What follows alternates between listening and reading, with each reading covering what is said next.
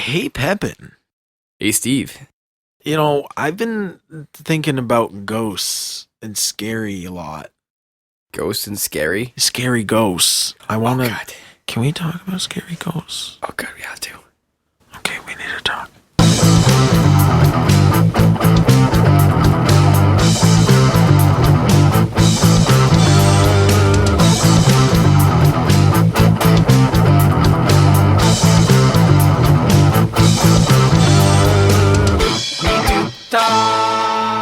Welcome back. So glad you're here. How are you doing, Nathan? Doing pretty good. I'm glad to hear that you're doing good. And we do have a special guest here once again. Goes by Shannon. How are you doing? I'm good. How you guys doing? Not too bad. I want to talk about ghostesses. First, I'd love to know, are you a believer? No. I have a lot of struggles with whether or not I'm a believer, but I'm erring on the side of no. However, there's always something that makes you think about it in the background. I'm sure everybody has a story or two that makes them question their beliefs. So you would probably consider yourself more of a skeptic, There's a possibility, but you haven't quite seen the evidence. You're ghost gnostic. Yeah, I'd say I'm still in the figuring it out stage. But again, I'm not too convinced. Yeah, I definitely ghosts are real. Like, I don't even know how anybody can say otherwise. It's completely, you guys are fucked. Oh wow. So maybe this would be a good chance to talk about our experiences. My experiences being none. No experiences whatsoever with ghosts at all. Yeah, but if you're not open to the experience, you're never going to have one in the first place. Oh, it's like one of those things with like aliens and stuff. Like, people who don't believe in aliens never get abducted by aliens. You don't believe in aliens?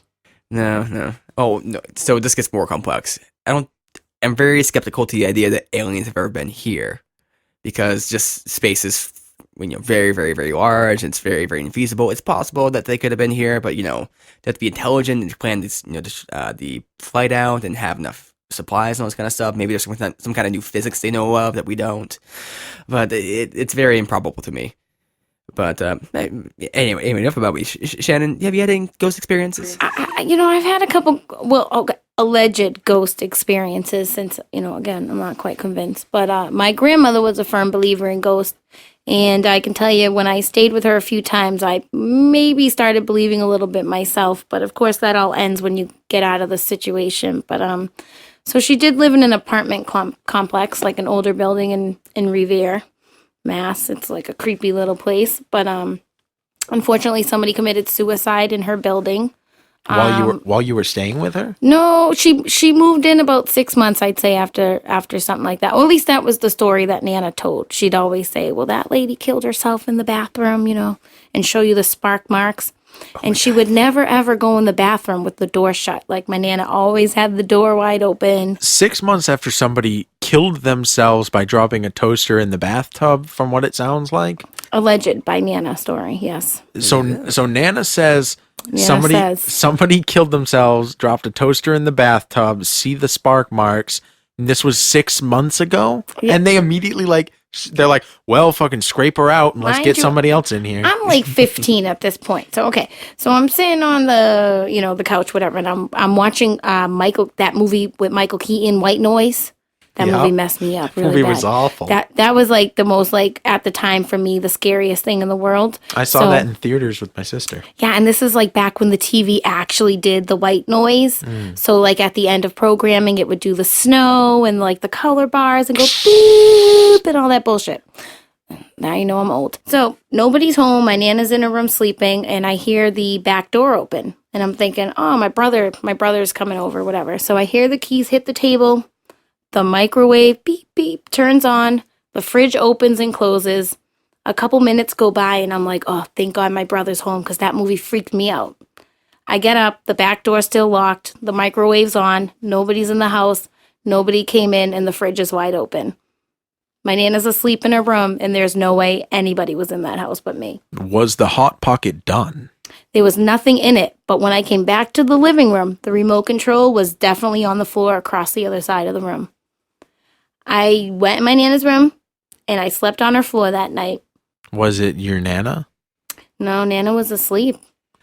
I feel like she may have been sleepwalking, but this is Trust me, the skeptic trust here. me. To this day, I'm like, that's crazy that I thought that. But when I really think about it, I'm like, I don't know, that happened. That's really screwy. It was really and you're creepy. Still doubting? You know what? You do still doubt it because what if my brother did come in and stick the microwave on and just decide to leave like a dick? You didn't ask him? You didn't follow up with this. You're just like, yeah, that's a thing that happened. I might have. I'll have to double check with him. I'll have to like. You're like, someday I'll be on a podcast and I'm just going to tell this story. I'm gonna hit him up on Messenger and like after this, and I'm gonna be like, "Yo, did I ever ask you about that time that I think the ghost came and made like a microwave dinner at Nana's and stuff?" So what kind of dinner was it? She had a lot of like those cheapy old banquet dinners. Yeah. She loved those fried chicken, and apparently the ghost did too. Oh, it was a fried chicken, not like a pot pie? Like a fried chicken. But she also had a room full of those creepy porcelain dolls. So it was like wall to wall cliche doll, you know. So it might have been one of the dolls. And like her whole room was in red because like, you know, red kept the spirits away. So clearly not. They didn't go in her room. I mean, I feel like it's, you know, still okay to doubt yourself, even with that kind of experience. Because, you know, I'm not going to say that your memories are false or anything. I'm not going to imply you're crazy or anything. But this is a thing with magic where most of the trick is done after it happens. So, you know, see X, Y, and Z, and you're like, what the fuck? And then your mind will take that and make it even more unbelievable. So it might be something kind of weird, right? But then after, you make it even more impossible. You say, this happened, this didn't happen, this didn't happen. And this is something your brain does naturally. Like, I've done card tricks before for people, and, you know, I do them pretty simply. And then people will make up these stories about, oh, he showed me all the cards in the deck, and they're all like this, and he did this, and let me pick the card, and let me do that. And I didn't do any of that kind of stuff. They started adding things on and exaggerating it, like glorifying it more. It's not even something you're doing consciously either, which is why it's so hard to kind of be, you know, be certain of yourself. But with that said, Steve, have you ever had any like experiences? You said you are a firm believer, so I gotta assume there's something there. There was this one time that my sister and I were walking in the dark late at night by a graveyard. And we're walking down the road, and it's a big, long stretch of sidewalk with a graveyard on either side. And you could see like 2 football field lengths all the way down. And we both were talking to each other, and we happened to look at each other, and then we looked forward again, and all of a sudden there was a guy walking. There was no way he would not have been seen in the amount of time that he appeared in.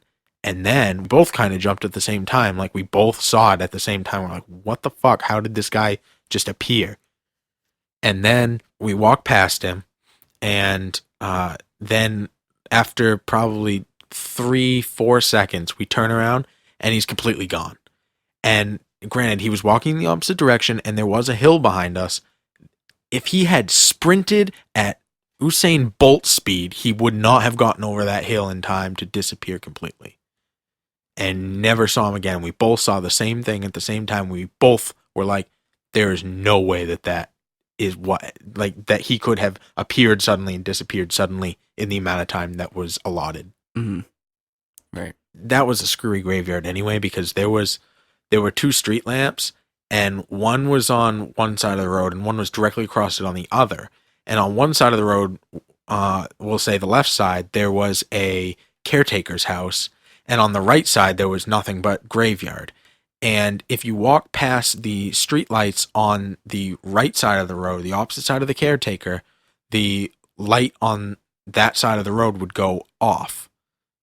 Not on, off. Only when you walked past it. And then when you got like out of a certain distance from it, say 30 yards, it would pop back on. And on the other side of the road, nothing would change at all. It was only if you walked past on the opposite side of the road from the caretaker, and the light would go out, not on, which is the opposite of, you know, if it was like a motion sensor or something like that, for some reason on the opposite side of the road, like that would go on, not off. Yeah, that's pretty weird. It's something, I think I remember you telling me that a while ago, and it's still hard for me to imagine. I mean, what did they do wrong there? But, you know, it's pretty weird. So you're immediately assuming that there is a wiring issue. Yes. Because there are no other explanations in your mind. What other explanation would there be? The supernatural. Okay, so supernatural. Yeah, that's a big term there. Big category. It's a big word. It could be. It's natural, but like super. Like it could be awesome. ghosts. It could be aliens. It could be telekinetic people. It could be the Pope. It could be natural, but it's probably supernatural. Yeah. It's like beyond. Like it's like. Yeah, or it could be Mormons. Scientologists. Don't say the S word. Oh, I'm sorry. No. That just brings in like alien ghosts into like one topic right there. Like we're gonna have to call Xanthar up and we're gonna have to talk about this. Yo, Xanthar, if you're listening, hit us up, WNTT1 on Twitter. We want to hear from you. You can be a special guest, talk about ghost aliens. Let's do this. And sorry we mispronounced your name, Xenu. Oh yeah, Xenu, Xanthar, cousin. I don't want brother. fucking Xenu on here. I want Xanthar on Yo, here. we don't want no copyright like issues either. So, seriously, if Tom Cruise gets to my house, it's gonna be an issue. It's kind of like the Fanatic, like like Philly Fanatic. Yeah, like Philadelphia, Philly cheesesteak. Mm. It's like the mascot, like in Sunny in Philadelphia. You don't want to get sued, so it's Xanthar. Copyright purposes. I like it. So, Shannon, what would push you over the edge on either way? So, what would definitely make you believe in ghosts? I would probably have to see a dead person, but not like a zombie dead person, like a misty dead person or a aura-y dead person. I'll even take a little white bouncy ball. And what would be something like? Would they have to say anything special? Would it have to be someone you knew? I mean, it would probably need to be somebody I knew so that I like knew they were dead.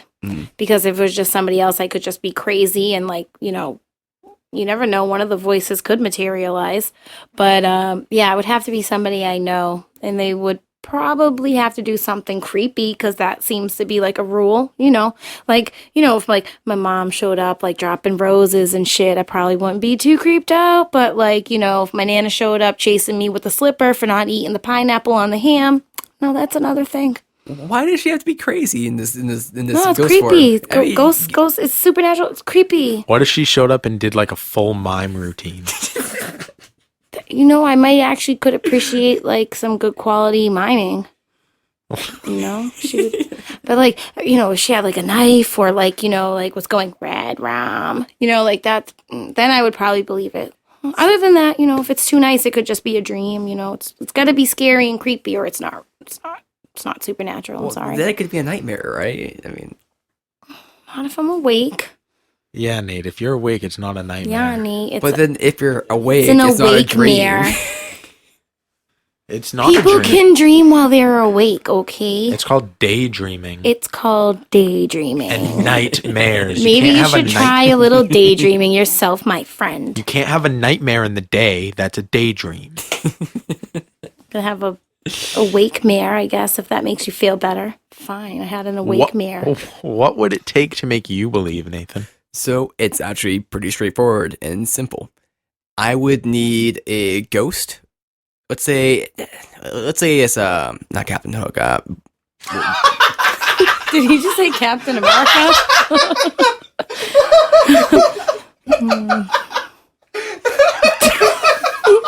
Predicting sequels, I see. I would need a ghost. Ghost of Captain America. Not Captain Hook. Captain Crunch. What's the one with the beard? Do you know the Blackbeard? Captain Crunch. He's the one who Captain discovered Hook? America, right? What was Blackbeard or something? Some kind of beard. Kind of, from Treasure Island. Well, he was based off like a real pirate. Any famous pirate who let's say he buried gold somewhere.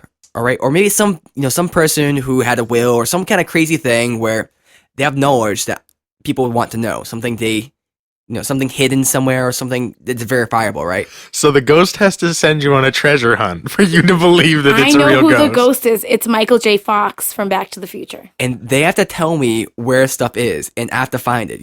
If there's so the ghost has set up a scavenger hunt. Okay, so your proof is the ghost needs to set up a scavenger hunt, an elaborate scavenger hunt, He needs to go back in time, so that's a different podcast. And he needs to... He needs to also be a pirate. He needs to be a pirate. His name is Marty. Now I know who you're talking about. Captain Blackjack. Blackjack. Captain Blackjack. Okay. Okay. And I need Blackbeard? He needs to have essentially, they just need to have knowledge that I don't have, and that I can verify later, right? So... The thing is, if it's someone I know, I could be making the shit up myself. If it's something I know myself, like, it's just me talking to myself. How do I know it's not that? So if it was, say, a ghost of somebody you knew, and they were like, Nathan, check the top drawer in your dad's room. There's a porno mag. And then you went and you looked, and you're like, oh my God, there is. That would be, fuck, ghosts are real. Well, no, that's a little... That wouldn't be quite enough proof. So that would be like, okay, maybe that maybe swing my... Was it because it wasn't a scavenger hunt, or was it because he wasn't a pirate? It's because it's someone I knew, and because, maybe I got like drunk or something, or high, and started like scavenging through my dad's... Scavenging. It's very big. So you're saying maybe you knew that fact about your father, and therefore, while you got blackout drunk and looked through your dad's underwear drawer, is what you're saying. I'm saying that I don't know if I did that or not. And who knows if the ghost me knows what I've seen. Oh. So this is definitely a time travel thing, because if you're dead, your ghost figured out how to go back and tell you about the porno mag. So, okay, so your ghost saw the porno mag and then went back in time and told you about the porno? Why is your ghost so obsessed with your dad's underwear drawer? Why is your ghost watching your dad in his porno mags? Like, what is wrong with you? Is this my ghost? I'm a little confused. Is this my ghost or is this a ghost? You're the one who said it. You said your ghost. No, like I see how it is. By now the ghost is your ghost, like yo bitch ghost. Yeah, like that's yo property. Like you own the ghost. Like you own the ghost. Like you married to the ghost. It's a ghost that's only for you. I summoned the bitch. Like the ghost makes you dinner and shit. Like when you call, the ghost comes. That's your ghost. Wow, that's some real sexual stuff there. I'm glad we cleared up that, because that was like I think I get it now. Yeah, that was, I misconstrued completely what you had just told me. So, Steve, what would push you into the direction of not believing? Nothing, because I already fully believe. So, like, why would I ever not believe? Oh, okay. If Neil deGrasse Tyson came on this show and said, Meter, the ghosts aren't real, I would be like, He's not going to tell you that. He's going to say, like, there's fist bump him. There's no evidence for... There is no evidence. No evidence for the existence of ghosts. The evidence that people purport is not reliable. It's not accurate, or it's been tested again and it's found to be, tampered tampered or not very good, or those are just little dust things, or that's something the person did themselves and actually provide any, proof of anything. Roger Clemens once pitched a baseball over 90 miles an hour, high 90s, and the ball never made it to home plate. Never made it to the catcher's mitt. You know why? It's just like one of those calculus things. Because it hit a bird. A bird swooped down, and in the fraction of a second that it took for that ball to leave his hand and it was going to hit the catcher's mitt, a bird swooped down into the same trajectory and exploded into a puff of feathers. If you haven't seen it, YouTube it right now. That is not something that you can just recreate on a whim by throwing baseballs. They throw thousands of baseballs every single day, and that doesn't happen. It happened that one time. So just because something's not recreatable and happens to be circumstantial does not mean that it's not a real thing. I mean, what would be the circumstances that lead up to a ghost coming to being? I mean, I wouldn't know. I'm not saying that I do. All I'm saying is that just because a ghost is in my room one night and then the next night we try and see the ghost and the ghost isn't there doesn't mean that the ghost doesn't exist just because it's not in the same spot. I mean, why wouldn't there be any evidence where even when you catch it with the circumstantial stuff, it ends up to be fake or not true or anything like that? Of course, there's going to be false reports. For anything that's real, there could be false reports. I could say, I saw a cat today and be mistaken and it was actually a dog. Like, yeah, that's going to happen sometimes. And then someone will go there and be like, dude, that was a dog. You're a fucking idiot. I'm like, it was a Pomeranian. What do you expect from me?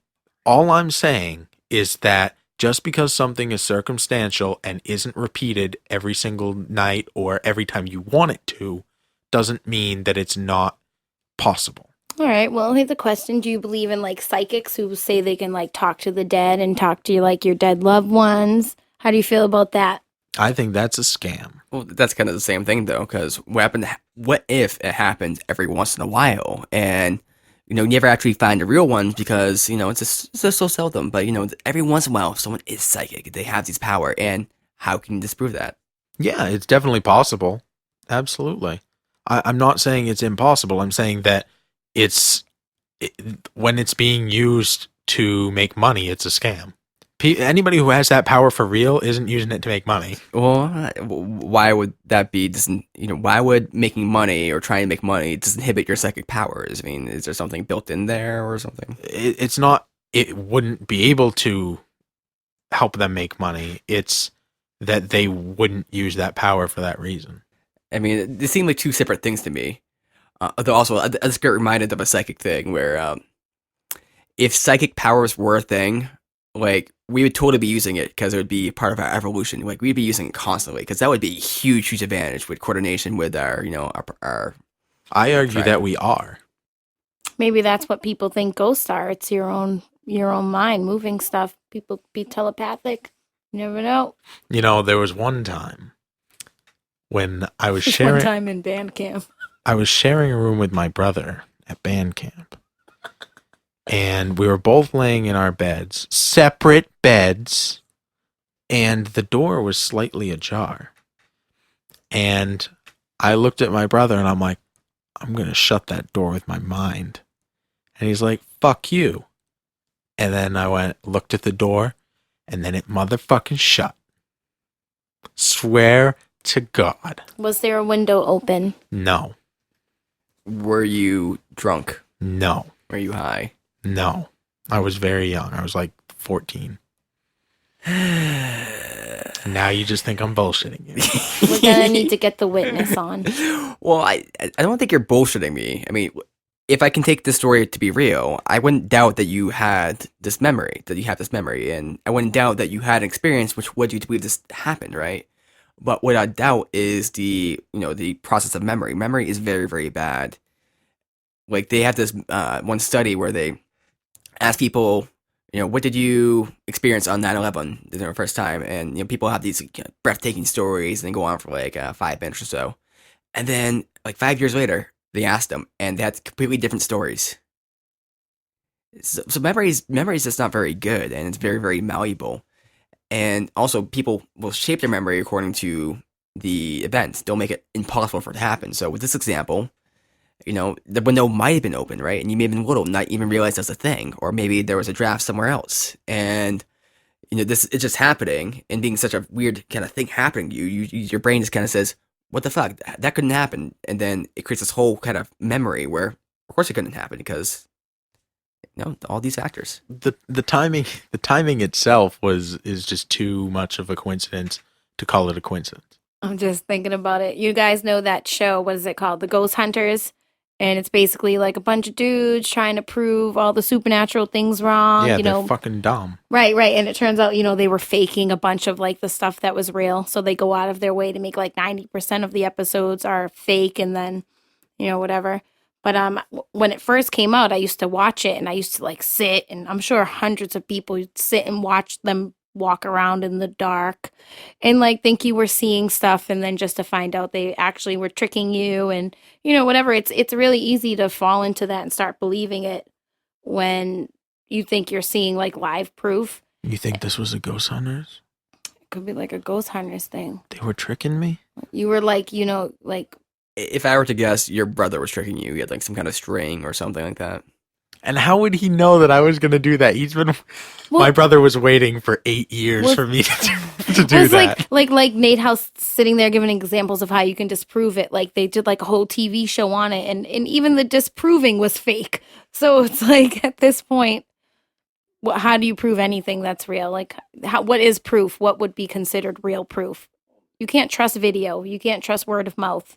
I think You can't trust your mind. I mean, you guys were kind of making fun of it, and legitimate proof of a ghost would be the ghost providing knowledge that the person who is seeing the ghost does not actually have.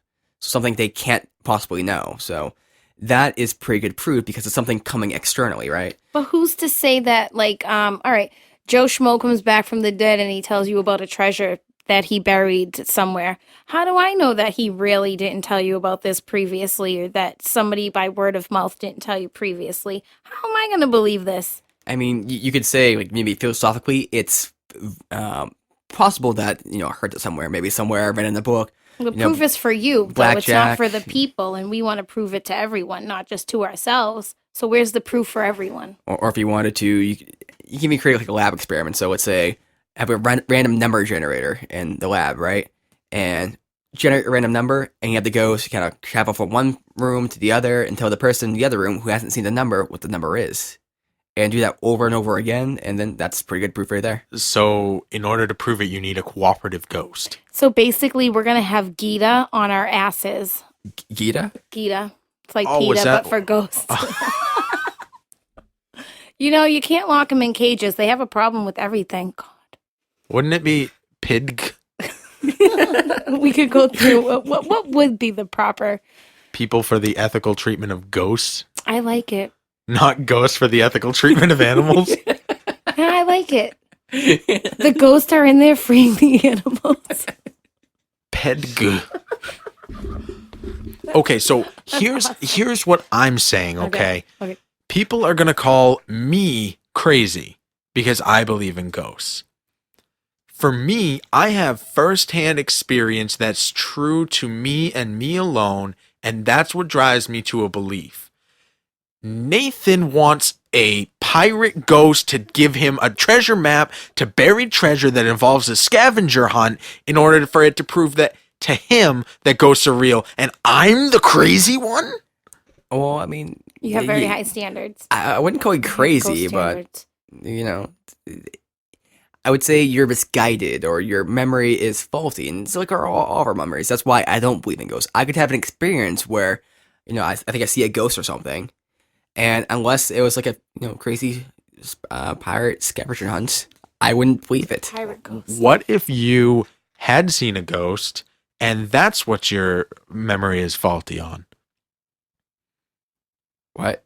So my memory is faulty because I'm misremembering this time that I saw something ghost related. Your memory is faulty because you're misremembering the time that you didn't see a ghost. When really you did. You blocked it out. You were like... That's some PTSD.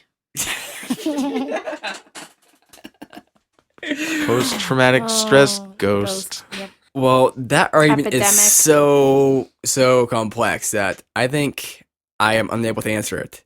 Thank God I won that argument. You cornered me into a corner. Best way I like to corner people. Right in a corner. Could be like the Ghostbusters and get like little vacuums, and we could like try to like Ghostbust them. Suck those ghosts. Suck them up in the vacuum, like with those new lady Ghostbusters. Why does our podcast always come down to sucking ghosts? Well, it's a hobby. You suck a ghost to prevent the Holocaust.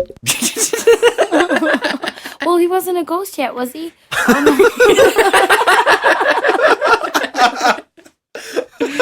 Standards, It's gonna be a hot ghost. Could be a hot ghost. Now, somewhat unrelated, but me and Steve were actually writing a little screenplay or something. It's a script for something. Oh yeah, it was no called idea what you're talking about. The Ghost That Never Came. Yes. So I was actually started writing this, but I got bored. But so the basic idea is, let's imagine you're moving into a house, right? And this is like a house that your aunt used to own, right? And you come in and you start hearing these moans, and you're like, oh my God, is that a ghost? And you're like, shit, what is this? What is this? And then, one day you decide to check it out with your friend. And then you go down to the basement and you see a ghost down there. And he's trying to jack himself off, right? But he can't get off. He's just moaning. And he's the ghost that never came because his aunt, not his aunt, well, your aunt, his wife, he's actually your uncle with the ghost. So he's trying to jack off, right? But his wife murdered him. And he's stuck in that kind of state of not being able to combat, right on edging, right? So he can't actually finish, but he's right at the edge. and he's just stuck in this until he can get off. But he can't get off himself because his hands just go through his dick.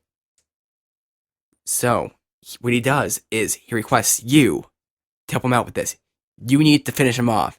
You need to release him into the other world. Would you jerk off your uncle's ghost to release him to the other world?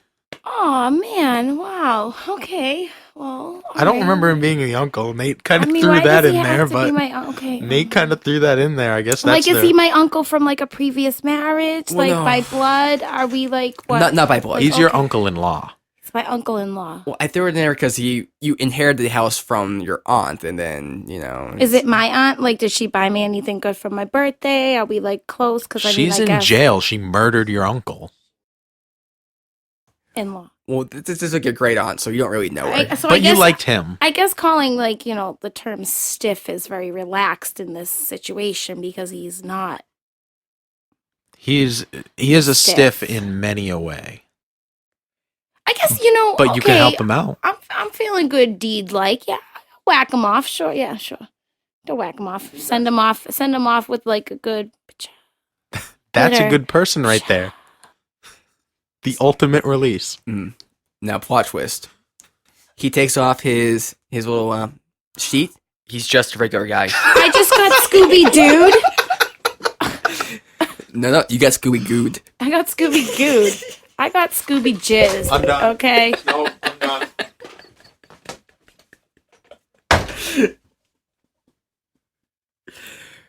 So, that was this episode of We Need to Talk. I'm Nate. Steve is somewhere.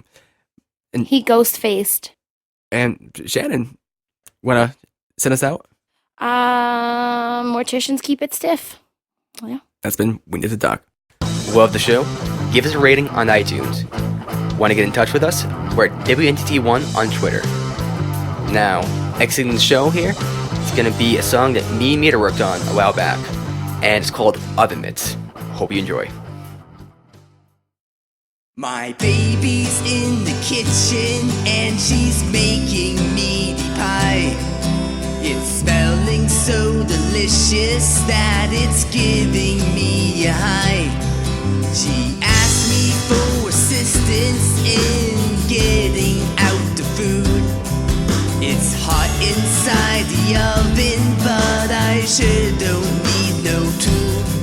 She asked me what I'm doing, says it's harder than it seems. She offers me protection, and I turn to her and scream.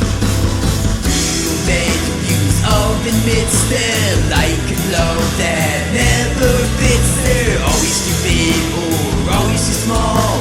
Real men don't use them at all. Oven mitts are from the pits of hell. God cast them down with Satan they fell, but he couldn't stand them and they got in the brawl. So he sent them to earth and now they hang on my wall.